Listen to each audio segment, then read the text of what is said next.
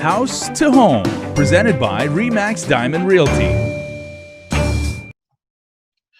Welcome back to the ongoing discussion that is House to Home, everybody. Jason Salas here, and Liz and Gina, my dear, dear friends from Remax Diamond Realty Guam, are joining me, and we are once again starting off this episode with our ongoing competition, our Zoom virtual background challenge. Now, ladies, of course, I am a big movie buff, so I picked the Man's Chinese Theater in downtown LA. I've gone with Tinseltown. I so want the movie industry to come back. I miss it so much. Hey, we've been there. Yeah, and I have a feeling I've already lost because, Gina, where are you? I mean, underwater is like the safest place to be these days, but is that an aquarium or are you just like under the sea? It's an aquarium in and Osaka. Where is that? Oh, and the it's one in Osaka, okay. COVID-free aquarium. Yeah, okay, and the whale shark may decide to leave you a little present on top of your head if you're not careful. So, Yeah, you may want to slide a little bit to your left, but those are gorgeous fish. And okay, I'm just gonna say, executive decision, Liz wins because you cannot compete with Dubai. That is a gorgeous picture of Dubai. Yep, and the gorgeous picture of the Burj Khalifa. Ooh, and you've been there, which is right? one of the tallest buildings. Yes, really nice. I have Very yet to nice. see a bad picture of the Burj Khalifa and everything. And you know, furthering our discussion now, continuing what we did last week, we talked about, you know, the fact that a deal in real estate is ever evolving. But even if a deal has been done and the two parties, seller and buyer, have signed off on it, Gina, is there any possibility where, you know, like in legal terms, where a modification would be made to a deal, like an addendum would be attached? Well, anytime an addendum is attached to a purchase agreement, it is basically countering. Like if we get before we'd always use a counter offer form to change any terms of the contract. But nowadays we have addendum forms that have been incorporated into our documents. But an addendum, almost 95% of the time, an addendum really is a counter to the original offer. You know, it is a modification to the contract. In some cases, we've gotten addendums that just clarify, for instance, the lot number or a person's name. So those are clarification of points of the contract. But in most cases, the addendums we receive are really counter offers to the agreement. Liz, when can this get kind of complicated and tricky? Because it sounds like this is just, you know, again, an evolution of the negotiating process. Well, as Gina puts it, let's say you have a contract, you're purchasing a piece of property for $500,000, and let's say there was a counter and they said, hey, we're countering you at $525. So a counter, of course, will accept the price, the change in the price. And that comes from the seller. And if you're in agreement, you sign it, and that executes, you have an executed contract.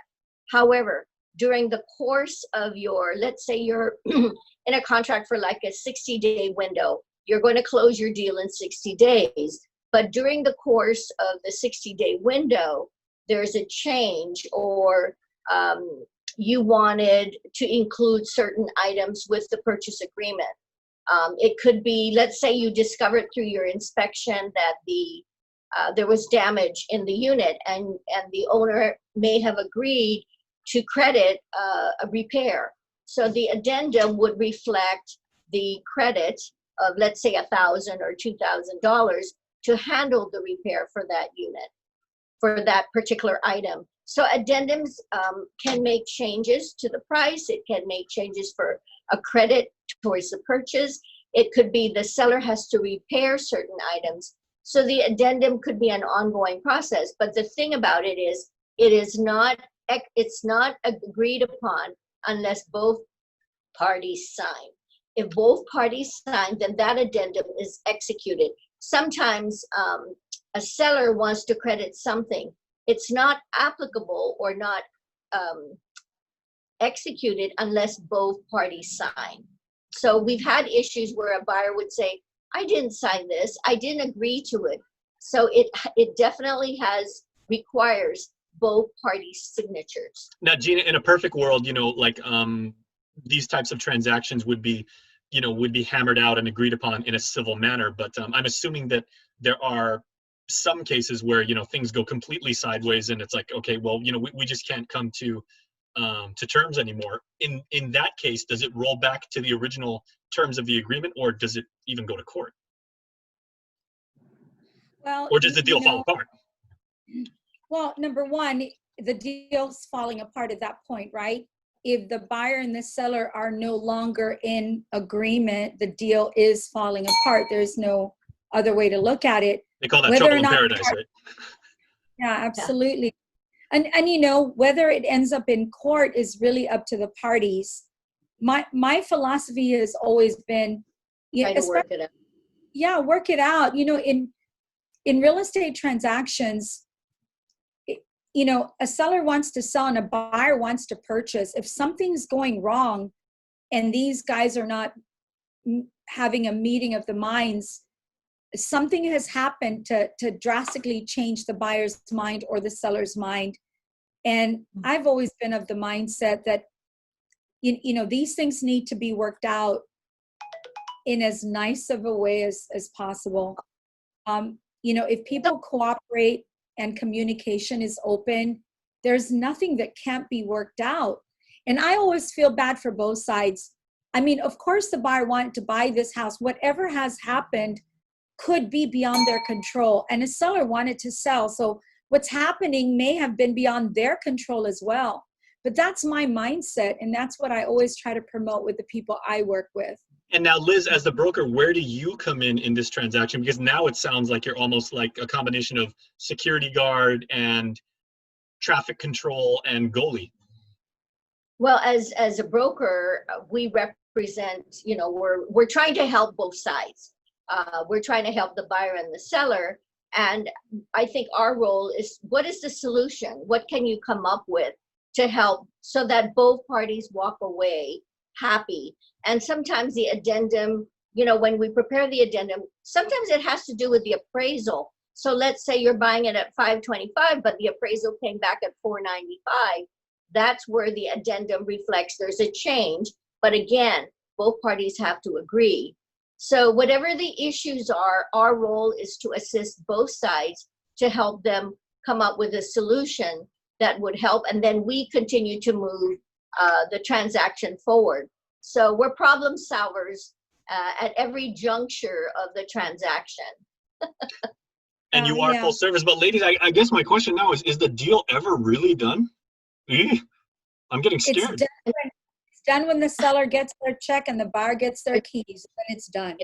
Exactly. Okay. What is the longest, and with the local market, what's the longest each of you has ever seen this process be drawn out?